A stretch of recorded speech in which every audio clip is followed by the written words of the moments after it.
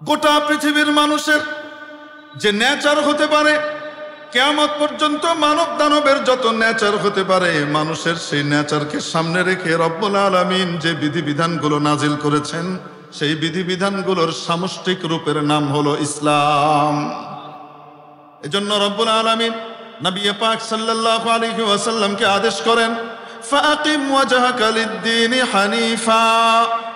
ও নবী, আপনি ডান বামে না তাকিয়ে যে দিন আমি নাজিল করেছি, যে শরিয়া আমি নাজিল করেছি, যে ধর্ম আমি নাজিল করেছি, যে আকীদা আমি নাজিল করেছি, সেই দ্বীনের উপরে আপনি অবিচল থাকেন, অটল থাকেন। ফাকিম ওয়াজহাকা লিদ-দীন হানিফা ফিতরাতাল্লাহ, এই ইত্তাবি ফিতরাতাল্লাহ, আল্লাহর দেওয়া নেচার এবং স্বভাবকে ফলো করেন। আল্লাতী ফাতারান নাস আলাইহা, যেই নেচার দিয়ে রব্বুল আলামিন মানব জাতিকে সৃষ্টি করেছেন, মাওলায়ে পাক যে নেচার আর স্বভাব দিয়ে মানব জাতিকে সৃষ্টি করেছেন, সেই ন্যাচারাল দ্বীনকে আপনি ফলো করেন। ইসলামের প্রতিটা বিধান মানুষের নেচার এবং স্বভাবের সাথে ওতপ্রোতভাবে জড়িত এবং সম্পৃক্ত। নেচারের বাইরে যখন কেউ দাবি করে, তার সেই দাবি পাগলামি মার্কা দাবি। নেচার কিন্তু চেঞ্জ হয় না। লা তাবদীলা লিখালকিল্লাহ, আল্লাহর সৃষ্টিতে মৌলিক কোনো পরিবর্তন নাই। বলেন তো দেখি, মাটির মধ্যে যখন বৃষ্টি হয়, তখন মাটির মধ্যে সঞ্জীবনী সুধা সঞ্চারিত হয়, এবং মাটির মধ্যে মৃত জমিনের মধ্যে, মুর্দা জমিনের মধ্যে উৎপন্ন করবার ক্ষমতা নতুন করে বৃদ্ধি পায়, ঠিক কিনা? শুকনো মাটির উপরে যখন আকাশ থেকে বৃষ্টি বর্ষিত হয়, তখন অটোমেটিক্যালি দেখবেন সেখানে উদ্ভিদের জন্ম হতে থাকে। অবাস্তব না বাস্তব? যেখানে বৃষ্টি হয় না সেই জায়গাতে আপনি দেখবেন কোনো কিছু হয় না, কিছু কাটা মোটা হয়, কিন্তু কোনো ফসলি গাছ বা ফল টল এগুলা কি হবে না, উৎপন্ন হবে না। জমিন মাইয়িত, এই জমি আছে কিন্তু জমিটা মুর্দার মতো, এর ভিতরে রূহ এবং প্রাণের সঞ্চার ঘটে যখন আকাশ থেকে বাড়ি বর্ষিত হয়, ঠিক কি ঠিক না? নতুন করে তার ভিতরে চারা গাছ জন্মাতে থাকে। সুবহানাল্লাহ। এটা হলো পানির নেচার। আর আগুনের নেচার কি? সবকিছুকে বলেন জ্বালিয়ে পুড়িয়ে ভস্ম করে দেওয়া। এখন কেউ যদি বলে সম অধিকার হতে হবে আগুন আর পানির মধ্যে, সব সময় কেন শুধু পানির বৃষ্টি হবে? প্রত্যেকবার পানির বৃষ্টি হয়, অতএব সম অধিকার প্রতিষ্ঠা করতে হবে। বর্ষাকালে এক মাস পানির বৃষ্টি হবে, আরেক মাস আগুনের বৃষ্টি হবে। এটা যদি কেউ দাবি করে, এই দাবিকারীকে আপনি কি বুদ্ধিমান বলবেন না পাগল বলবেন? বলেন কেন পাগল বলবেন? পাগল এজন্য বলবেন, সে যে দাবি করছে সেটা কি নেচার এবং প্রকৃতির সাথে সামঞ্জস্যপূর্ণ নাকি প্রকৃতি বিরুদ্ধ? যে প্রকৃতি আল্লাহ তৈরি করেছেন সেই প্রকৃতির বাইরে তুমি কি করতে পারবা না, চাইলেই নিতে পারবা না। যদি নিতে যাও তাহলে উপকারের পরিবর্তে ধ্বংসযজ্ঞ নেমে আসবে। উপর থেকে পানি বর্ষিত হলে জমিনের মধ্যে প্রাণের সঞ্চার হয়, জমিন থেকে কত কিছু তৈরি হয়। আর এখন বলেন তো দেখি, আকাশ থেকে এক মাস পানি বর্ষিত হয়েছে, তাই এক মাস আগুন বর্ষিত হতে হবে, এই দাবি এক মাস না। যদি এক মিনিটও আগুন বর্ষিত হয়, একদিনও না, এক ঘন্টাও না, কতটুক এক মিনিটও যদি আগুনের বর্ষণ হতে থাকে, তো তাহলে বলেন তো দেখি দুনিয়াতে আমরা কেউ বাঁচবো না, সব পুড়ে শেষ হয়ে যাব? প্রকৃতি বিরুদ্ধ, নেচার বিরুদ্ধ দাবি, এটা পাগলের দাবি। কিসের দাবি? রব্বুল আলামিন নারী এবং পুরুষকে তৈরি করেছেন, নারীর নেচার আর স্বভাব একরকম দিয়েছেন, পুরুষের নেচার এবং স্বভাব আরেক রকম দিয়েছেন, ঠিক কিনা? পুরুষকে বানিয়েছেন বাহিরমুখী করে, নারীকে বানিয়েছেন ঘরমুখী করে। আল্লাহ রাব্বুল আলামিন যে ন্যাচারাল স্বভাব দিয়েছেন, সেই স্বভাব হলো পুরুষের স্বভাব কোনমুখী, নারীর স্বভাব। কারণ নারীকে আল্লাহ মা বানিয়েছেন, মাদের স্বভাব হলো আগলে রাখা। কি করে রাখা? আগলে রাখা। এই স্বভাব তো চেঞ্জ করা যাবে না। আপনি দুটো বাচ্চাকে সামনে আনেন, একটা ছেলে বাবু, একটা মেয়ে বাবু, দুজনের বয়সী মনে করেন 2 বছর, হাঁটতে চলতে পারে, দৌড়াইতে পারে, কথাবার্তা টুকটাক বলতে পারে। দুটো বাচ্চাকে নিয়ে আসেন, এখনো কিছু বুঝে তারা? কিছুই বুঝে না। আপনি দুটো বাচ্চার হাতে বল দেন, ছেলে বাবুটা কি করবে? বলটাকে দূরে ছুঁড়ে মারবে, ছুঁড়ে মেরে একটা লাথা। বুঝেন নাই মনে হয়? তার ভিতরে আল্লাহ রূঢ়তা রেখেছেন, তার ভিতরে আল্লাহ তাআলা কঠোরতা রেখেছেন। কেন? বাহিরের যে সমাজ, সেই সমাজ সামাল দিতে হলে শুধু নরম হলে হবে না, কিছু কাঠিন্য এবং গরমেরও দরকার আছে। তাকে নরম গরম সব বিষয়ে অভ্যস্ত হতে হবে। এই জন্য তার ভিতরে রূঢ়তা আছে, সে দূরে সরাতে পারে, মা পারে না। সন্তান যতই এই করুক না কেন, উল্টা পাল্টা করুক, বাপ কি বলে? এরম ছেলের আমার দরকার নেই, গাঢ় ধরে বের করে দে, বাড়িতে যেন ঢুকতে না পারে, খবরদার, এই বাড়িতে জায়গা নেই। বাপ বের করে দেয়। আর রাতের বেলায় বাপ যখন ঘুমায় যায়, মা আস্তে দরজা খুলে বাইরে থেকে নিয়ে আসে, শীতের রাত, এদিকে ভিতরে শো। সকালবেলায় ফজরের আগে আবার উঠায়, বাপ ওঠার আগেই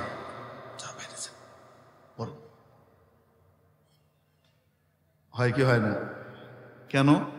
আল্লাহ পাক এই নেচার এবং কঠোরতা দিয়ে তাকে তৈরি করছেন। আর বাপের এই কঠোরতা যদি না থাকতো, তো তাহলে সব পোলাপাইন নষ্ট হয়ে যেত। বাপের কঠোরতার দরকার আছে, মায়ের কোমলতার দরকার আছে। অথবা বাবা মা দুজনের যে কোনো একজন কঠোর, আরেকজন কোমল, একজন নরম তো আরেকজন গরম। এটা হইতে হয়, না হলে সন্তান মানুষ হয় না। এটা তৈরি করে দিয়েছেন কে? আল্লাহ পাক। সাধারণত আপনি দেখবেন বাচ্চা, আপনি বল দিয়েছেন ছেলেটা নিয়েই ঠ্যাং দিয়ে লাথি, সে বল দূরে মারবে। আর মেয়েটার হাতে বল দিয়েছেন, সে বলটাকে নিয়রণ করবে, কোলে নিয়ে ঘুরে বেড়াইতেছে। অবাস্তব না বাস্তব? কেন? এটা তার নেচার। আল্লাহ তাকে মাতৃত্বের গুণ দিয়ে তৈরি করেছেন। অতএব সে পড়ে যাওয়া জিনিসকে উঠিয়ে কি করবে? আগলে রাখবে, মমতায় ঢেকে রাখবে। এটা তার স্বভাব। এই স্বভাব চাইলেই চেঞ্জ করা যাবে না। এজন্য যে ট্রান্সজেন্ডারের নামে যে পাগলামির উদ্ভাবন গত বছর চলতেছিল, আমাদের দেশে আগমনের খুব চেষ্টা করতেছিল, এটা হলো নিতান্তই একটা পাগলামি মার্কা কথা। এটা পাগলের দাবি। এই টাইপের পাগলের দাবিদার লোকদেরকে পাবনায় পাঠানো দরকার, কেন ওখানে পাগল পাচ্ছে না ওরা। বুঝেন নাই মনে হয়? আর যে পাগলকে দেখতে পাগল মনে হয় না, খুব শান্তশিষ্ট স্বাভাবিক, কিন্তু পাগল, এটা হলো পাগলা গারদের যারা দায়িত্বশীল তাদের দৃষ্টিতে এ হলো ভয়ঙ্কর রকমের পাগল। কারণ কখন সে হত্যা করে ফেলবে কাউকে টের পাবে না, ধরাই যাবে না। সুশীল পাগল। এরকম যে সমস্ত সুশীলরা পুরুষকে নারী বানানো এবং নারীকে পুরুষ বানানো, এই ধরনের কথাবার্তাকে সমর্থন দেয়, এরা নেচারের বিরোধিতা করার কারণে বুঝতে হবে এরা হলো ওই প্রকৃতির মানুষ যারা পানির বর্ষণের পরিবর্তে বলে যে একদিন আগুন বর্ষণ হলে অসুবিধা কি, হতেই তো পারে। এরা হলো ওই টাইপের পাগল। তো নেচার আর স্বভাব কি চেঞ্জ করা যায় বলেন? আর স্বভাব স্বভাবের জায়গায় থাকে। একবারের ঘটনা, এক দেশের রাজা আর মন্ত্রী দুজনের মধ্যে একটি বিষয়ে অমত দেখা দিল, দ্বিমত দেখা দিল। কি বিষয়ে? রাজার বক্তব্য হলো ট্রেনিং দিলে, ট্রেনিং হলো মূল জিনিস। ট্রেনিং দিলে যে কোনো পশু, যে কোনো পাখি, যে কোনো মানুষকে পরিবর্তন করে ফেলা যায়। কি দিলে? ট্রেনিং দিলে। মন্ত্রীর বক্তব্য হলো না মহারাজ, ট্রেনিং দিলে যে পরিবর্তনটা হবে সেটা বাহ্যিক পরিবর্তন হতে পারে, কিছুটা পরিবর্তন হবে, কোনো সন্দেহ নাই, কিন্তু মৌলিক বিষয়ে স্বভাব কখনো তার পরিবর্তন হবে না। স্বভাব যেটা সেটা থাকবে, ওটা নষ্ট হয় না। মন্ত্রী আর রাজার ভিতরে দুটো মত তৈরি হলো। রাজার মত হলো ট্রেনিং এবং প্রশিক্ষণ এটাই মূল, এটাই প্রভাব বিস্তার করে। মন্ত্রীর মত হলো সেটাই মূল নয়, সেটার দ্বারা সাময়িক পরিবর্তন আসতে পারে, কিন্তু স্বভাব যেটা সেটাই প্রভাব বিস্তার করে। স্বভাবটাই সময় মতো মাথার উপরে আসে। মন্ত্রীকে শিক্ষা দেবার জন্য রাজা মশাই করলেন কি, বেশ কিছু বিড়ালের বাচ্চা একদম ছোটবেলায় ওই বিড়ালের বাচ্চাদেরকে আলাদা করলেন। কি করলেন? একদম পেট থেকে বের হয়েছে, চোখও ফুটে না, এরম এরম করে, আর মাও ঠিক মতো করতে পারে না, এই টাইপের। এবং তার মা ইন্দুরের দেখাই পায় না, এরকম দুধ টুধ দিয়ে খাওয়ায় দাওয়ায় তার মাকে। যখন বাচ্চাটা মোটামুটি চোখ ফুটেছে আর দুধ টুধ খেয়ে মোটামুটি হাঁটতে টাঁটতে পারে, রাজা করলেন কি, এই 100টা বিড়ালের বাচ্চা একসাথে করলেন। একসাথে করে তাদেরকে ট্রেনিং দেওয়ালেন বিশেষ ট্রেনার দিয়ে। কি, যে তারা এরকম মোমবাতি হাতে নিয়ে দাঁড়িয়ে থাকে, মানে পিছনের 2 পায়ে ভর দিয়ে সামনের 2 পা দিয়ে কি করে, এভাবে মোমবাতি ধরে রাখে। এটা ছোটবেলা থেকে তাদেরকে ট্রেনিং দেওয়া হয়েছে। এবার বুঝেন কি পরিমাণ ট্রেনিং দেওয়া হয়েছে। পোষা বিড়াল, জীবনে কোনোদিন তারা ইঁদুর কি জিনিস দেখেও নাই, জীবনে ছুঁচো দেখেই নাই, এমন পরিবেশে তাদেরকে বড় করা হয়েছে। তারা এভাবে দাঁড়িয়ে থাকে। এইবার রাজা মন্ত্রীকে তাক লাগিয়ে দিলেন। এই বিড়ালগুলো এখন বড় হয়েছে, বড় হওয়ার পরে তাদের শক্তি বেড়েছে, এবং তাদেরকে ইশারা দিলেই তারা মোমবাতি নিয়ে এভাবে কি করে, দাঁড়িয়ে যায়।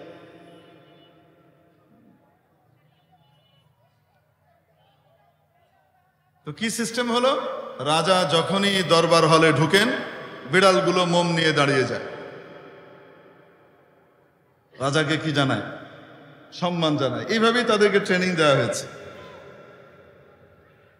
রাজা খুব গর্বিত ভঙ্গিতে আসনে বসে মন্ত্রীকে বলছেন, দেখেছ, দেখো প্রশিক্ষণে কি না হয়, ট্রেনিং এ কি না হয়, এই যে দেখো।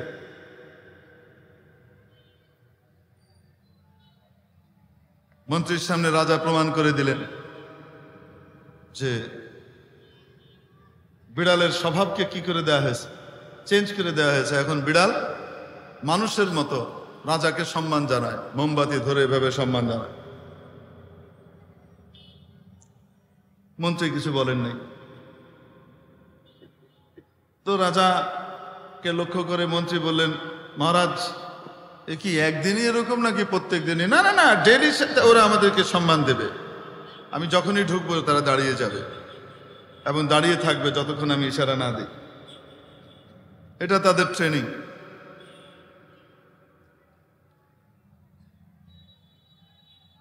তো মহারাজ এর কথা শুনে মন্ত্রী বলেছেন, ঠিক আছে, আগামীকাল দেখা যাবে।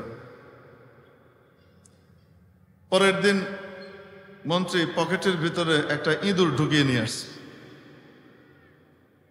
কি ঢুকিয়ে নিয়ে আসছে? একটা ইঁদুর। ওটা কেমন ভাবে বেঁধে এনেছে যেন বেরোতে না পারে, ওইভাবেই তাকে বেঁধে ভিতরে নিয়ে আসছেন। যখন দরবার চালু হয়েছে, সব দাঁড়িয়ে আছে। কারা? টমরা সব দাঁড়িয়ে আছে না, সমস্ত টম দাঁড়িয়ে আছে, বিড়ালরা সব দাঁড়িয়ে আছে। রাজার সেই গর্বিত হাসি।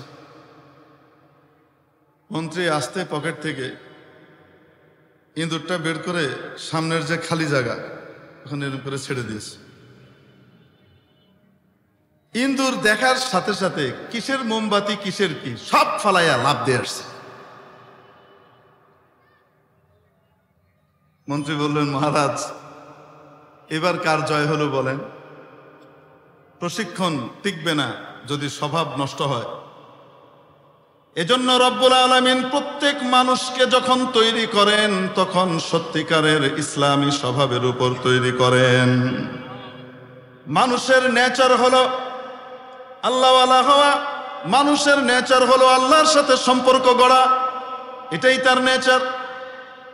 রব্বুল আলামিন নবীজির মাধ্যমে জানিয়েছেন, কুল্লু মাউলুদিন ইউলাদু আলাল ফিতরা, প্রত্যেক নবজাতক তৈরি হয়, জন্মগ্রহণ করে ইসলামী স্বভাবের উপর।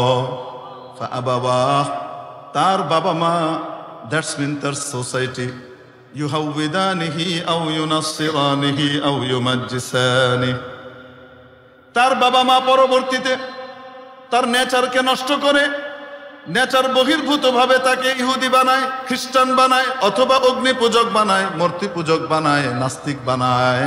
তার সমাজ, তার পরিবেশ তাকে নষ্ট করে, নতুবা প্রত্যেক বাচ্চা ইসলামী স্বভাবের উপর জন্মগ্রহণ করে। তার ওই স্বভাব অনুযায়ী আল্লাহ যে বিধান দান করেছেন, সেই বিধানের নাম হলো ইসলাম। এজন্য বললাম, মানুষের যে স্বভাব, সেই স্বভাব হলো নিচের দিকে যাওয়া না উপরের দিকে যাওয়া। আসতে বলেন, নিচের দিকে যাওয়া না উপরের দিকে যাওয়া, উপরের দিকে যাওয়া। নারী আর পুরুষকে আল্লাহ ভিন্ন ভিন্ন স্বভাব দিয়েছেন। কিছু নেচার, কিছু স্বভাব কমন, কিছু স্বভাব ভিন্ন। মাতৃত্ব এবং পিতৃত্ব দুটোর নেচার এবং স্বভাবের ভিতরে কি আছে? ভিন্নতা আছে। আছে না নাই? আছে। আল্লাহ পাক এভাবে তৈরি করেছেন, নারী আর পুরুষের রুচি প্রকৃতিও মাওলা ভিন্ন বানিয়েছেন। পুরুষ যখন ছোটবেলায় থাকে, নারী পুরুষ উভয়ই চিকন গলায় কথা বলে। যখন পুরুষ সাবালক হয়, রাতারাতি তার গলাটা হয়ে যায়। বরদোস্তি পাদশাহ ওয়াবার আওয়াজে খোশ কো দোকান এতমাদ না তোয়া কর, শেখ সাদির বাণী। কে আ বখয়ালে মুবদ্দল শওয়াদ ওয়া ই বখাবে মুতাগায়্যির গর্দদ। রাজা বাদশার বন্ধুত্ব আর ছোট বাচ্চার সুরেলা আওয়াজ, সুরেলা স্বর, চিকন স্বর, এ দুটোর উপর ভরসা করা যায় না। কেন? রাজা বাদশার বন্ধুত্ব খামখেয়ালির সাথে পরিবর্তন হয়ে যায়। আজকে খুব কাছে, কালকে দূরে সরিয়ে দিবে, তার কিছুই লাগবে না। খেয়ালের উপরে নির্ভর করে। এজন্য বাংলায় একটা কথা আছে, বড়র পিরিতি বালির বাঁধ। বড়র পিরিতি বালির বাঁধ। তার রুচি অনুযায়ী যখন ইচ্ছা তখন সে চেঞ্জ করে ফেলবে, কিছুই বলার নাই, মুখ ফিরিয়ে নেবে। এই জন্য এটার উপর আস্থা রাখা যায় না। আর ছোট্ট বাচ্চার সুরেলা আওয়াজ, এটার উপরেও খুব নির্ভর করা যায় না। কেন? বখাবে মুতাগায়্যির গর্দাদ। শেখ সাদি বলেন, সাবালক হওয়ার সময় এক রাতের স্বপ্ন একটা দেখবে, তারপরে দিন থেকে সকালবেলায় করে কথা বলবে।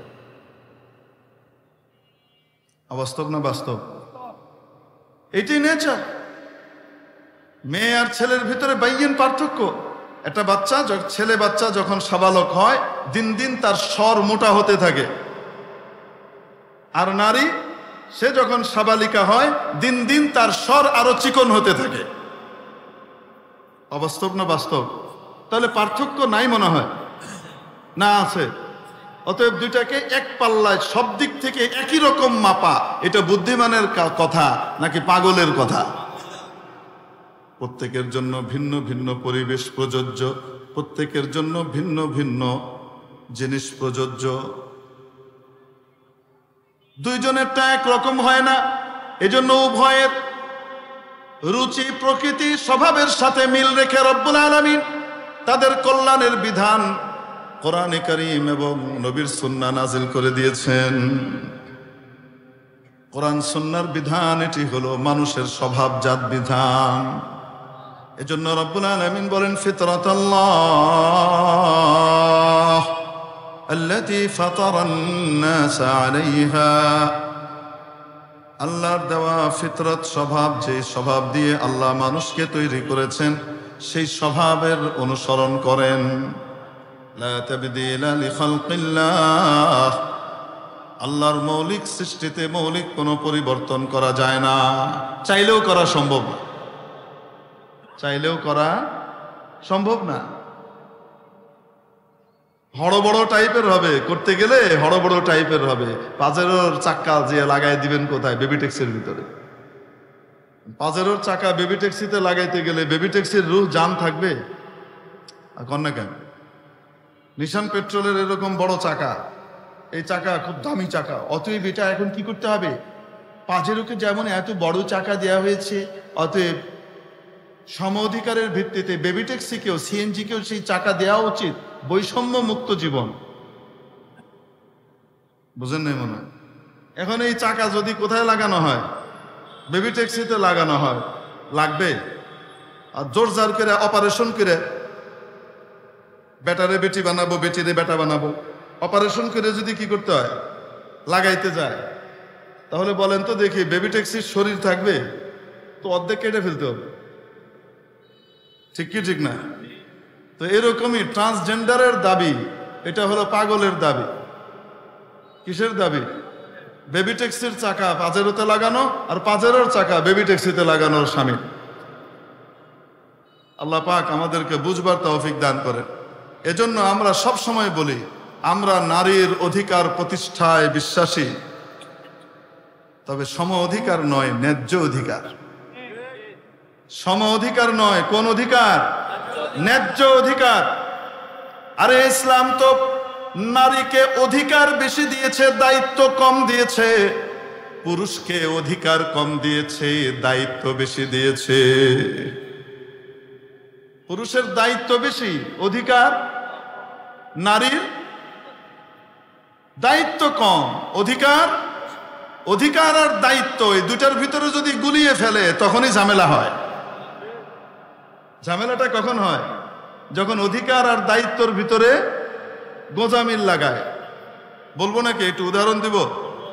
জি, দেখেন, একজন পুরুষকে দায়িত্ব দেয়া হয়েছে, সে যখন সাবালক হয় তার ভরণ পোষণের দায়িত্ব তার নিজের। একজন পুরুষ যখন সাবালক হয় তার ভরণ পোষণের দায়িত্ব কার? তার নিজের। এখন আর তার বাবার দায়িত্ব না, এখন আর অন্য কারো দায়িত্ব না, এখন তার দায়িত্ব।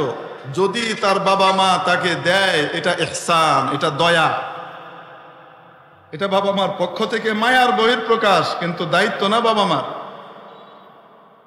একজন পুরুষ সাবালক হয়েছে, তার নিজের দায়িত্ব তার।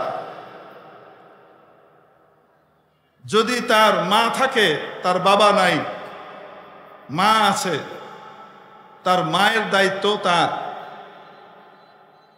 তার বোন আছে, বোনের বিয়ে হয় নাই, বোনের বাবা নাই, বোনের দায়িত্ব তার। যদি সে বিয়ে করে, বউয়ের দায়িত্ব তার। ওই বউ থেকে যে সমস্ত আওলাদ ফরজন দুনিয়াতে আসবে, সাবালক সাবালিকা হওয়ার আগ পর্যন্ত ওই বাচ্চাগুলার দায়িত্ব তার।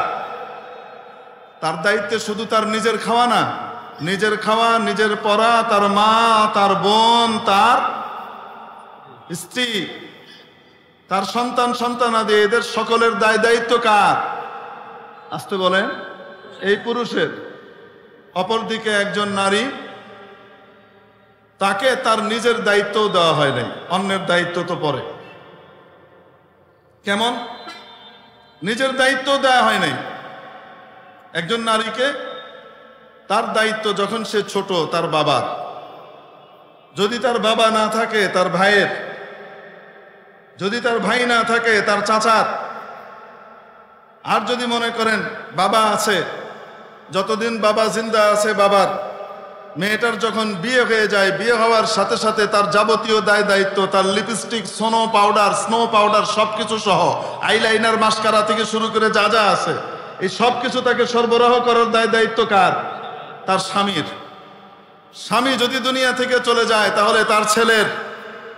বুঝেন নাই মনে হয়? এই সব দায়িত্ব কে দিয়ে দিয়েছে?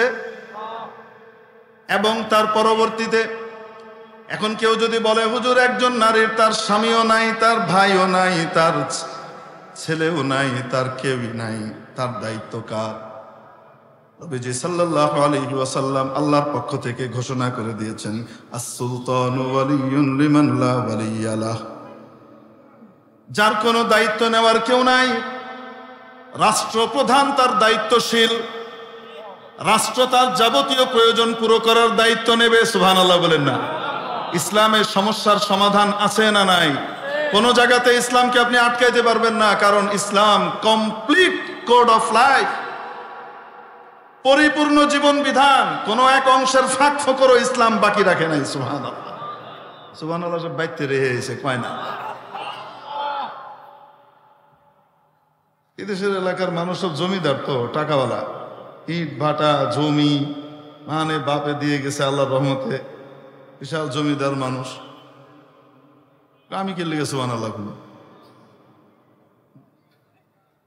আর জান্নাতের জমির মালিকানার ভিতরে গাছ লাগানো লাগবে কি লাগবে না?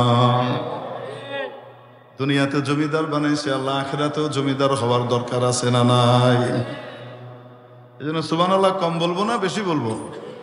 জমিদারদেরই যদি জান্নাতে গাছ লাগানো লাগে, আমগর যাদের জমি জমা কম তাদের জান্নাতে গাছ লাগানোর জন্য আরেকটু বেশি কওয়া দরকার কিনা? সুবহানাল্লাহ, মাশাআল্লাহ। বলার সাথে সাথে জান্নাতে একটা গাছ লেগে গেছে। তো বলছিলাম, আপনারা মনে হয় বিরক্ত হচ্ছেন, হুজুর কোনো সুর দেন না, সার দেন না, প্যাঁ করেন না, পুঁ করেন না, কে লেগে আপনারা আনছে এই হুজুরের বিদেশে? কথাও ঠিক মতো বুঝি টুঝি না, কি কর না কর। এখন বলেন তো দেখি, একজন পুরুষের দায়িত্ব কি কি? তার নিজের, তার বাবা মা, তার স্ত্রীর, তার বোনের, তার সন্তানদের, সকলের, ঠিক কিনা? আর আরেকজন বলেন, একজন নারীর ছোটবেলায় তার বাবা, বিয়ে হওয়ার পরে তার বলেন তার স্বামী, যদি স্বামীও নাই বাবাও নাই তো ভাই, যদি ভাইও নাই স্বামীও নাই বাবাও নাই, তার দেখাশোনার কেউই নাই, জমি জায়গাও তার নাই, তার কোনো ইনকামের কোনো ব্যবস্থাই নাই, তার মাসিক খরচ যোগানের দায়িত্ব কার? রাষ্ট্রের। এজন্যই তো এই চোরের দল ইসলামী রাষ্ট্র ব্যবস্থা পছন্দ করে না। কারণ ইসলামী রাষ্ট্র ব্যবস্থা আসলে জনগণের সম্পদ যথাযথভাবে প্রত্যেক প্রয়োজন যার তার কাছে বিতরণ করা হবে, ঠিক কিনা? কেউ খাবে আর কেউ খাবে না, তা হবে না, তা হবে না। আমরা বলি কার্ল মার্কস বলেছেন, মিথ্যা কথা। কার্ল মার্কস চুরি করে বলেছে। কার কথা থেকে বলেছে? নবীজির কথা থেকে চুরি করেছে। চুরি করেও সুন্দর করে বলতে পারে নাই। নবীজি বলেছেন, বলবো নাকি? লাইসাল মুসলিমু মান শাবিআ ওয়া জারুহু জা'i'। ওই ব্যক্তি প্রকৃত মুসলমান হতে পারে না যে পেট ভরে খায় আর তার প্রতিবেশী ক্ষুধার্ত থাকে। প্রতিবেশীর খোঁজ খবর রাখা, তার খাবারের ব্যবস্থা করা প্রতিবেশীর দায়িত্ব। সুবহানাল্লাহ বলেন না? তাহলে বলেন তো দেখি, ইসলাম কি বলল? কেউ খাবে আর কেউ খাবে না, তা হবে না, তা হবে না। স্লোগান মার্কা কথা নয়, এমন সুন্দরভাবে তাকে উৎসাহিত করা হয়েছে, এমনভাবে তাকে উদ্বুদ্ধ করা হয়েছে, তুমি যদি প্রকৃত মুসলমান হতে চাও তাহলে অবশ্যই তোমার প্রতিবেশীর খাবার দাবারের দিকে নজর দাও, তার চলাফেরার দিকে নজর দাও, তার প্রয়োজনগুলোর দিকে খেয়াল রাখো। যদি আজকে বাংলার মানুষ প্রত্যেকেই তার প্রতিবেশীর খোঁজ খবর নিত, বলেন দেখি একজন লোকও বাংলাদেশে না খেয়ে থাকতো না, ঠিক কিনা? একজন মানুষও চিকিৎসার অভাবে কষ্ট পেত না, একজন মানুষও রোগ শোকের ভিতরে পড়ে থেকে অচিকিৎসায় ধুকে ধুকে মারা যেত না। ইসলামী বিধান প্রত্যেকের জন্য সুন্দর সুষ্ঠু সমাধান এনে দেয়। পুঁজিবাদী সিস্টেম, সমাজবাদী সিস্টেম, এই সবগুলোই মানুষকে অসম্পূর্ণ অর্থ ব্যবস্থা দেয়, ঠিক কিনা? এজন্য দেখা যায় পুঁজিবাদী সিস্টেমে যখন কেউ আগায়, একজন ধনী থেকে আরো ধনী হয়, আঙুল ফুলে কলা গাছ হয়, আর গরিব থেকে আরো বেশি গরিব হয়, ঠিক কি ঠিক না? ইসলাম যদি থাকে, ইসলামী জীবন বিধান সকলের জন্য সমস্ত সমস্যার সমাধান করে দেয়। কাউকে আঙুল ফুলে কলা গাছ হওয়ার মতো সুযোগ দেয় না, আবার কাউকে একেবারে বঞ্চিত হয়ে কবরে যাবার ব্যবস্থাও করে না। আস-সুলতানু ওয়ালিয়্যু মান লা ওয়ালিয়্যা লাহ।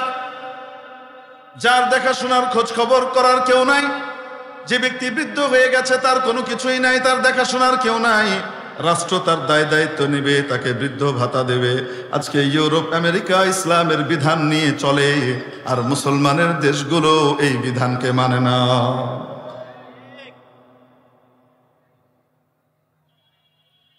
তো বলছিলাম, একজন নারীর তার নিজের খরচের দায়িত্বটাও তার না, ঠিক কিনা? তাহলে হিসাব কিতাব অনুযায়ী সম্পদটা মূলত দরকার কার? সব দায়িত্ব যার। যার কোনো দায়িত্বই নেই, তো সে সম্পদ দিয়ে কি করবে? তার তো কোনো দায়িত্বই নেই, তার সব সমস্যার সমাধান তো দেওয়া আছে, ঠিক কিনা? ইনসাফ তো ছিল যে সমস্ত কিছুর মালিকানা কে পাবে? ছেলে পাবে। বাপের এখান থেকে, মায়ের এখান থেকে যে সম্পদ আসবে সেই সবগুলা পাবে কে? ছেলে। আর মেয়ে, ভাই তোমার যেহেতু কোনো দায়িত্ব নাই, তোমার সবকিছু প্রয়োজন পুরো করার দায়িত্ব তো আরেকজনকে দিয়ে রেখেছি, তাই তুমি কিছুই পাও না। আরে যুক্তির বিচারে বলছি, বলেন এরকম হওয়ার কথা ছিল কিনা? কিন্তু রব্বুল আলামিন নারীদেরকে সম্মান দিয়েছেন যে না, তারও ইচ্ছা হতে পারে দান করার, তারও ইচ্ছা হতে পারে বিভিন্ন ভালো কাজে অংশগ্রহণ করার, ঠিক কি ঠিক না? তারও নিজের শখ পুরো করার জন্য কিছু জিনিস দরকার হতে পারে। এজন্য 10 ভাগের 1 ভাগ দিলেই হতো, তা না দিয়ে রব্বুল আলামিন পরিপূর্ণ অর্ধেক দিয়ে দিয়েছেন। বলেন তো দেখি, নারীকে সম অধিকার দেওয়া হয়েছে না অগ্রাধিকার দেওয়া হয়েছে? কি দেওয়া হয়েছে? অগ্রাধিকার। ইসলাম তো দিল অগ্রাধিকার। আর সম অধিকারের ভিত্তিতে আমরা যেটা বলি, এটা জুলুমের কথা বলি। এটা তো জুলুম। কার উপরে জুলুম? মেয়েটার উপরেও জুলুম, পুরুষটার উপরেও জুলুম, ছেলেটার উপরেও জুলুম। যাবতীয় দায় দায়িত্ব তার, সে শুধু খরচই করবে, কিন্তু আয়ের কোনো রাস্তা ইসলাম তাকে দিয়ে দিচ্ছে না। এটা কখনো হয় নাকি? বুঝাইতে পারি নাই মনে হয়। তো ইসলাম কি সম অধিকার দিয়েছে না অগ্রাধিকার দিয়েছে? নবীজিকে জিজ্ঞেস করলেন এক সাহাবী, ইয়া রাসূলুল্লাহ, আমার উপরে সবচেয়ে বড় দাবি আর হক কার? নবীজি বললেন, উম্মুক, তোমার মা। সুম্মা মান? ইয়া রাসূলুল্লাহ, তারপরে কার? আমার কাছে খেদমত চাইতে পারে, আমার খেদমতের হকদার সবচেয়ে বেশি, এরপরে কার? উম্মুক, তোমার মা। ইয়া রাসূলুল্লাহ, তারপরে কার? তোমার মা। ইয়া রাসূলুল্লাহ, তারপরে কার? আমার বাবা। এখন বলেন তো দেখে, ইসলাম দিয়েছে সমান দিয়েছে তো? কন্যা কেন? আরে ফার্স্ট সেকেন্ড থার্ড 3টা পুরস্কারই দিয়ে দিছে মেয়েকে, নারীকে। 3 পুরস্কারের পরে যে পুরস্কারটা হয়, ওইটা কি পুরস্কার না সান্ত্বনা? কন্যাকে লেগে পুরুষকে দিয়েছে সান্ত্বনা, আর নারীকে দিয়েছে কি? সবগুলা ফার্স্ট সেকেন্ড থার্ড। এখন যদি কয় যে আমরা সম অধিকার চাই, তাহলে বলেন তো দেখি, অগ্রাধিকারওয়ালা যদি দাবি করে সম অধিকার চাই, বুদ্ধিমান না পাগল? আল্লাহ বুঝবার তৌফিক দান করে না। আল্লাহ আমাদেরকে বুঝবার তৌফিক দান করেন। মানে মাঝে মাঝে যখন কিছু নারীবাদীকে দেখি, তাদের নাম হলো নারীবাদী। তাদের নাম কি? আসলে এরা হলো কুফুরবাদী, আসলে হলো পাশ্চাত্যবাদী, আসলে হলো আল্লাহ বিরোধীবাদী। এদের কাছে নারী কারা? যারা ন্যাংটা হয়ে ঘুরবে। তাদের কাউকে যদি বলা হয়, বাবা তুমি ন্যাংটা হয়ে ঘুরো না, সমাজের ভিতরে বিশৃঙ্খলা তৈরি হয়। একটা সুশীল পরিবেশ আমাদের বাংলাদেশে। এই সামাজিক বিষয়ের দিকেও তুমি একটু লক্ষ্য করো। তুমি বাড়িতে কি পড়লা সেটা আমাদের দেখার বিষয় না, সমাজে যখন বের হবা সমাজকে সম্মান করো। এটা বললে হাহা করে নারীবাদী চলে আসবে। নারী অধিকার লঙ্ঘিত হয়েছে, লাঞ্ছিত হয়েছে, আমাদেরকে অপমানিত করা হচ্ছে, এদেশে নিগ্রহ করা হচ্ছে, আমাদের দেশে নারীর অধিকার নাই, যার যা ইচ্ছা সে সেটা পড়বে, এখানে আপনি বাধা দেয়ার কি? পাপা। আমরা বলি ভেরি গুড। তোমার দাবিটা যদি এই পর্যায়ে হয়, তাহলে জাহাঙ্গীরনগর ইউনিভার্সিটিতে একজন সহকারী প্রক্টর, আমার এক মা, তিনি দায়িত্ব পালন করেছেন হিজাব পরে, আর ক্ষমতায় যেতে আগ্রহী এরকম এক দলের সদস্য ওই নারীকে হেনস্থা করেছে, কটূক্তি করেছে, তার ব্যাপারে বাজে কথা বলেছে। তখন কোথায় নারীবাদীরা? যে যা ইচ্ছা সে সেটা পড়বে। তাই যদি হয়, বিপ্লবের এই সরকারের আমলে কেন রাঙ্গামাটিতে আমার বোনকে পরীক্ষার হল থেকে নাজেহাল করে তাকে অপমান করে বের করা হলো নেকাব না খোলার কারণে? কোথায় নারীবাড়িরা, কোথায়? তার মানে বোঝা গেল এদের দৃষ্টিতে নারীর ক্ষেত্রেও তারা বৈষম্য করে। পুরুষ নারীর বৈষম্য তো ভিন্ন জিনিস, তারা নারীর ভিতরেই বৈষম্য করে। এই বৈষম্যবাদী কথিত নারীবাদীদের আস্তানা এই বাংলায় থাকবে না। বলেন তো দেখি, এরা বৈষম্য মুক্ত কথা বললো না বৈষম্য?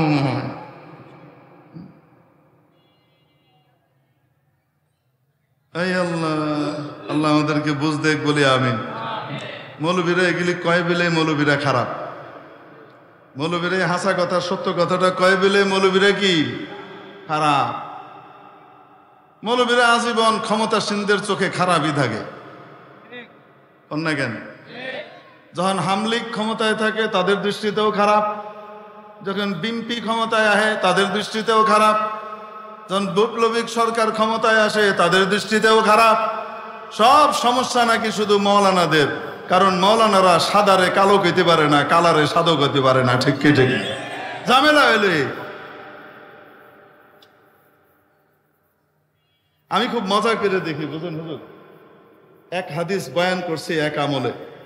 এই 5ই আগস্টের আগে যখন ওই হাদিস কইতাম, তখন তৎকালীন ক্ষমতাসীন যারা আছে ওই পার্টির লোকজনের চেহারা কালো হয়ে যেত। চেহারা হয়ে যেত আবু হাসান কমতরি, আমার দিকে তাকান, এরম হয়ে থাকতো।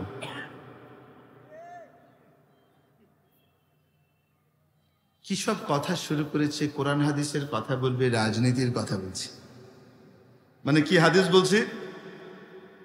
সাবাতুন ইউযিল্লুহুমুল্লাহু ফি যিল্লিহি ইয়াওমা লা যিল্লা ইল্লা যিল্লুহ। হযরত আবু হুরায়রা রাদিয়াল্লাহু তাআলা আনহু বলেন, নবী পাক সাল্লাল্লাহু আলাইহি ওয়াসাল্লাম ইরশাদ করেছেন, 7 ক্যাটাগরির মানুষ যাদেরকে রব্বুল আলামিন কিয়ামতের দিন, যেদিন কোনো ছায়া থাকবে না আল্লাহর আরশের ছায়া ছাড়া, মাওলা পাকের আরশের ছায়ায় জায়গা দেবেন, তাদের সাথে ভিভিআইপি ট্রিটমেন্ট দেওয়ার ব্যবস্থা করা হবে। এক নম্বর আল ইমামুল আদল ওয়াস সুলতানুল আদিল। এক riwayate ইমামুল আদল, অন্য riwayate আস সুলতানুল আদিল। ন্যায়পরায়ণ শাসনকর্তা, ন্যায়পরায়ণ বাদশাহ, ন্যায়পরায়ণ ক্ষমতাবান। ন্যায়পরায়ণ ক্ষমতাবান যার কাছে বিরোধী দল সরকারি দল আপন পর ন্যায় অন্যায়ের ব্যাপারে সমান। অন্যায় করলে নিজের দলেরও ছাড় নাই, অন্য দলেরও ছাড় নাই। ন্যায়ের উপরে থাকলে বিরোধী দলকেও সে সম্মান করে। বুঝুন নাই মনে হয়? এই ওয়াজ যখন তখন করছি না, তখন চেহারা এরম হয়ে থাকতো, ভাল লাগতেছে না। কারণ তার পার্টি, তারা তো বিরোধী দলরে কি করবে? দমন করবে। এই কাজ লইয়া আইছে। সরকারি দলের অপকর্ম করে কেউ থানায় গেছে, পুলিশ অনেক কষ্টে অপরাধী ধরছে, ফোন করে বলে, ওসি সাহেব আপনার কি ট্রান্সফার হওয়ার ইচ্ছা আছে নাকি? আপনি জানেন না আমার দলের লোক আপনি ধরেছেন, আপনার তো সাহস কম না?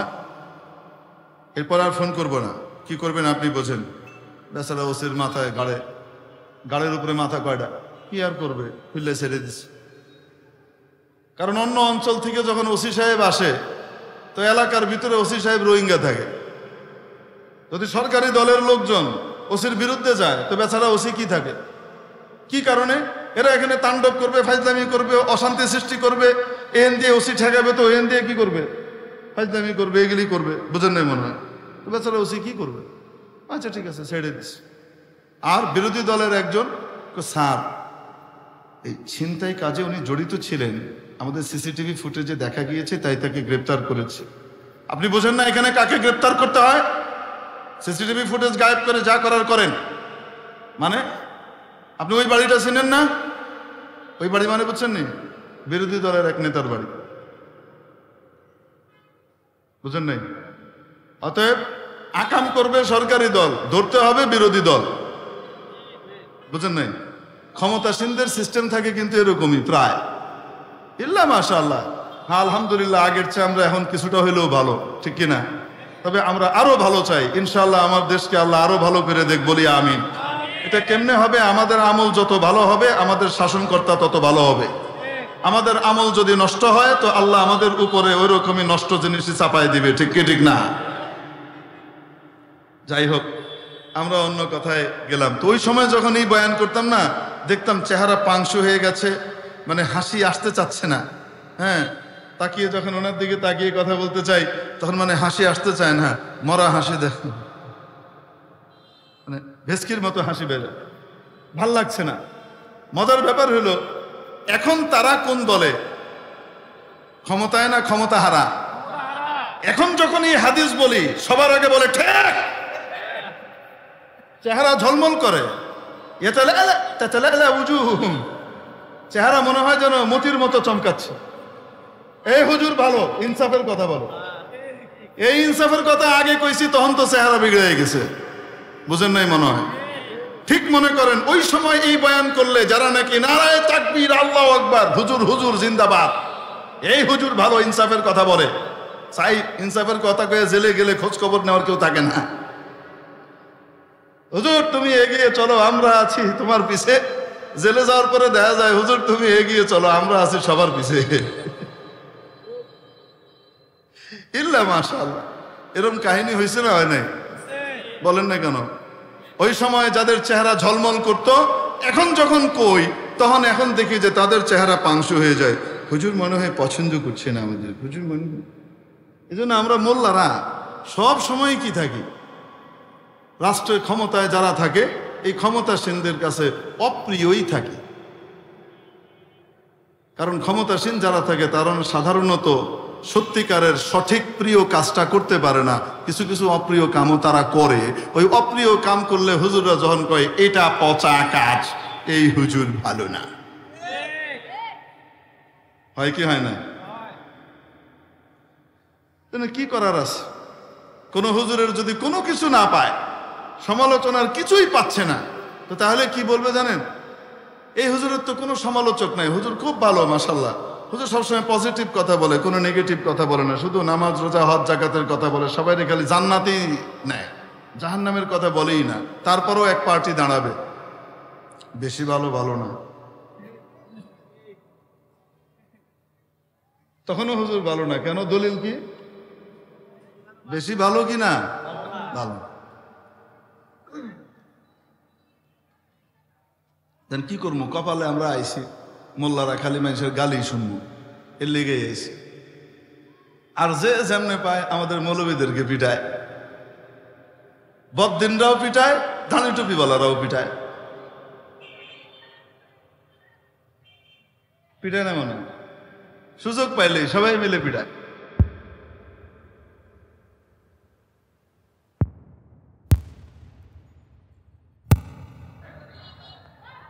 কোন জায়গা? আরশের মালিক আল্লাহ নামে একজন আমাদের আছে। ওখানে বললে আমাদের জন্য আল্লাহ আছে, আল্লাহর সাথে আলাদা কোনো খাতির নাই, আমগরেও ধরবে। আমাদের ভিতরে কেউ উল্টা পাল্টা করলে আলহামদুলিল্লাহ আমরা তাকে সেভ করি না, আমরা বলে দিই উনি এই কাজটা ঠিক করেন নাই, সে আমাদের যত প্রিয় মানুষ হোক তার ব্যাপারে আমরা বলি কি বলি না? আমরা বলে দিই। এটা যখন বলি তখন আবার একদল বলে এই হুজুরদের ভিতরে মিল নাই, খালি এরা দলাদলি করে। বুঝেন নাই মনে হয়? যদি আমরা আমাদেরকে উল্টা পাল্টা করলে, অন্যায় করলে তার ব্যাপারে বলি, তখন বলে হুজুরদের ভিতরে মিল নাই, খালি কি করে? দলাদলি করে, হুজুর বালানা। এই টাইপের এক দল আমার দেশে আছে না নাই? আরে শুধু এই দেশে না, এই যুগে না, নবীজির যুগও ছিল, ঠিক কিনা? আবার কিছু মানুষ আছে তারা যে কোনো পরিস্থিতিতে নবীর ওয়ারিসদের পাশে থাকে, নবীকে ভালোবাসে, নবীর ওয়ারিসদের সাথে তাদের মহব্বত থাকে, নবীর ওয়ারিসদের জন্য নিজের দিলটাকে কেটে বের করে দেয়, এমন মানুষও আছে না নয়? আমাদের দেশে আবু বকরের অনুসারীও আছে, আবু জেহেলের চেলা চামুন্ডও আছে। হাজার ওয়াজ করলেও কাজ হয় না, হাজার ওয়াজ করলেও মুরগি চোরা হেদায়েতের পথে আসতে চায় না, ঠিক কিনা? আইবার চায় না। মুরগি চোরা আর তাদের অনুসারীরা ঘাপটি মেরে বসে আছে, সুযোগ পাইলেই মাথা বের করে বলে আগেই ভালো ছিলাম। আগেই কি ছিলাম? ভালো ছিলাম। এই জন্য এই মুরগি চোরাদের সুরে সুর মিলিয়ে যেন কথা না বলি, বললেই বুঝতে হবে এর হয়তো বুঝবুদ্ধি নাই, বিচার বুদ্ধির অভাব আছে, অথবা সে স্বৈরাচারের দালাল। আল্লাহ পাক সকল স্বৈরাচারের কবল থেকে এই দেশকে, এই জাতিকে, আমাদের সকলকে হেফাজত করুন বলি আমিন। এরে মুহতারাম দোস্ত, বলছিলাম এই জন্য নারী পুরুষের মধ্যে রব্বুল আলামিন নারীকে দিলেন অগ্রাধিকার, পুরুষকে দিলেন তার চাইতে অধিকার কম। পুরুষকে অধিকার কম দিয়েছেন, নারীকে বেশি দিয়েছেন। নারীকে দায়িত্ব কম দিয়েছেন, পুরুষকে বেশি দিয়েছেন। এখন যদি কেউ বলে সম অধিকার চাই সর্বক্ষেত্রে, তাহলে বুঝতে হবে বুদ্ধিমান না পাগল, বোকা। এক লোকের ঘটনা শুনেছি, বলবো নাকি আপনাদেরকে? আচ্ছা বলেন তো দেখি, 4 আনা 8 আনা 12 আনা 1 টাকা ছিল কিনা? 4 আনা মানে কয় পয়সা? 25 পয়সায় কয় আনা হয়? 4 আনা। 50 পয়সায় কয় আনা হয়? 8 আনা। আরো 25 পয়সা বাড়ান, 75 পয়সায় কত হয়? 12 আনা। 25 পয়সায় 4 আনা, তারপরে 8 আনা, আর 75 পয়সায় কত? কারণ এই জমানা আনার জমানা না, এই জন্য আমাকে ইয়াদ করাইতে হইতেছে। আমাদের ছোটবেলায় তো সবাই বুঝতো 12 আনা কি জিনিস। এখন তো 25 পয়সা নামে কিছু নাই, 50 পয়সাও খুঁজে পাওয়া যায় না। ছিল 8-10 বছর আগে, এখন 50 পয়সাও নাই। ন্যূনতম কয় টাকা? 1 টাকা। আমরা তো 5 পাইও দেখছি, 4 কোনা পরোটার মতো। 4 কোনা পরোটা আছে না, ওরকম 5 পাই ছিল। কত? 5 পয়সা। এই হিসাব জানা আছে তো? 4 আনা 8 আনা 12 আনা 1 টাকা, মানে 4 আনা 8 আনা 12 আনা 16 আনা। 16 আনায় কত হয়? 1 টাকা। এখন এক রিক্সাওয়ালা সাথে একজন আরোহীর কথাবার্তা হচ্ছে, অমুক জায়গায় যাবা? জি স্যার যাব। কত দিবেন? তো উনি বললেন তোমাকে 12 আনা দিব। কত দিব? 12 আনা দিব। রিক্সাওয়ালা বলে প্রত্যেক দিন যাই 25 পয়সা দিয়ে, আপনি দিবেন 12 আনা? যাবো না। প্রত্যেক দিন যাই কত দিয়ে? 25 পয়সা দিয়ে। আর আপনি কোন কত? 12 আনা, যাবো না। তো আরোহী হেসে বলছেন ঠিক আছে ঠিক আছে, তোমাকে আমি 25 পয়সাই দিই, চলো। রিক্সাওয়ালা খুশি, 25 পয়সা। বুঝেন নাই মনে হয়? দিতে চাইছিল কত? 12 আনা সমান সমান কত? 75 পয়সা। আর সে চায়া লইছে কত? 25 পয়সা। তো যে সমস্ত মেয়েরা সম অধিকারের দাবিতে রাস্তায় নামে, ন্যায্য অধিকারের পরিবর্তে এই সমস্ত নারীদের অবস্থা হলো আল্লাহ তাদেরকে দিচ্ছেন 12 আনা, ইসলাম দেয় 12 আনা, তারা নিবার চায় 25 আনা। তারা নিবার চায় 25 পয়সা, 4 আনা নিয়ে খুশি। 4 আনার জন্য আন্দোলন করে। তো এটা কি বুদ্ধিমানের কাজ না বোকার কাজ? আল্লাহ পাক আমাদেরকে বোঝার তৌফিক দান করেন, আমিন। তাহলে বলেন তো দেখি, নেচারের বিষয় আছে না নাই? আল্লাহ যাকে যেভাবে তৈরি করেন সেটাই তার নেচার। মানুষকে আল্লাহ তৈরি করেছেন নিচের দিকে যাওয়ার জন্য না, উপরের দিকে যাওয়ার জন্য। এটা তার স্বভাব, উপরের দিকে যেতে পছন্দ করে।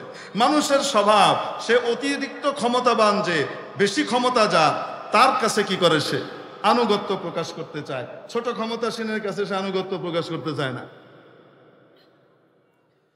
মেরে মুহতারাম দোস্ত, গোটা আসমান জমিনের মালিককে, গোটা পৃথিবীতে যত ক্ষমতাসীন এসেছে, এখনো আছে, সামনেও আসবে, প্রিয় উপস্থিতি, সকল ক্ষমতাসীনকে ক্ষমতা দান করেন কে? কুলিল্লাহুম্মা মালিকাল মুলকি তুতিল মুলকা মান তাশা ওয়া তানজিউল মুলকা মিম্মান তাশা। ও মাবুদ, যাকে চান আপনি রাজ্য ক্ষমতা দান করেন, যার কাছ থেকে চান রাজ্য ক্ষমতা কেড়ে নেন। এই ক্ষমতা একমাত্র কার? আরো আসতে, আরো আসতে। তাহলে বলেন তো দেখি, পৃথিবীর কোন ক্ষমতাসীনের কাছে স্বভাবগতভাবে আমাদের নতি স্বীকার করতে হবে নাকি উপরওয়ালার কাছে? সবচেয়ে বড় ক্ষমতাসীন আল্লাহ। ইসলাম শিখায় তোমার স্বভাব অনুযায়ী তুমি তোমার সম্পর্ক তৈরি করো মহা ক্ষমতাবান আল্লাহর সাথে, যার ক্ষমতার মেয়াদ নাই, যার ক্ষমতায় কখনো নড়বড়ে হয় না, 4 বছর 5 বছর পরে ক্ষমতা চেঞ্জ হয় না, যার ক্ষমতা অনড়, অনড় ক্ষমতার অধিকারী। ইন্নাল্লাহা হুয়ার রাজ্জাকু যুল কুওয়াহ আল মাতিন। অনড় ক্ষমতার অধিকারী, যার ক্ষমতা নড়বড়ে নয়, 3 বছর 5 বছর পরে সরে যায় না। যাকে ইচ্ছা ক্ষমতায় আনেন, যাকে ইচ্ছা ছুঁড়ে ফেলে দেন। চোখের সামনে আল্লাহ দেখেন নাই মনে হয়? আসতে বলেন, মাওলা ছাড় দেন, ছেড়ে দেন না।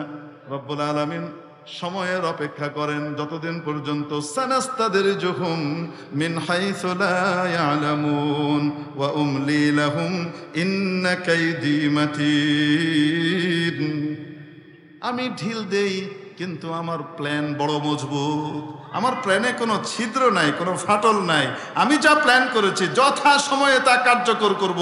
কিভাবে করব কল্পনাই করতে পারবা না। সুবহানাল্লাহ বলেন। যেই অস্ত্র দিয়ে 16 বছর পর্যন্ত বিরোধীদেরকে দমন করেছি, ঘর ছাড়া করেছি, জেল জুলুমের শিকার করেছি, ফাঁসিতে লটকিয়েছি। অস্ত্রটা কি ছিল বলেন তো? একটা শব্দ, রাজাকার। অস্ত্রটা কি ছিল? রাজাকার। এই রাজাকার শব্দ দিয়ে কাউকে দেশ ছাড়া করেছে, কাউকে ঘর ছাড়া করেছে, কাউকে জেলে ভরেছে, কাউকে ফাঁসিতে লটকিয়েছে, কাউকে নির্যাতনের স্টিম রোলার তার উপরে বিভিন্ন ভাবে চালিয়েছে। ঠিক কি ঠিক না? যাকে পছন্দ হয় নাই, বাস সিল একটা বানানো আছে, রাজাকার, লাগাই দিল, সব হালাল হয়ে গেল। বুঝাতে পারি নাই? এই ছিল অস্ত্র। এই অস্ত্র দিয়ে যাকে তাকে দমন করেছে। রব্বুল আলামিন বলেন, উমলি লাহুম ইন্না কাইদি মাতিন।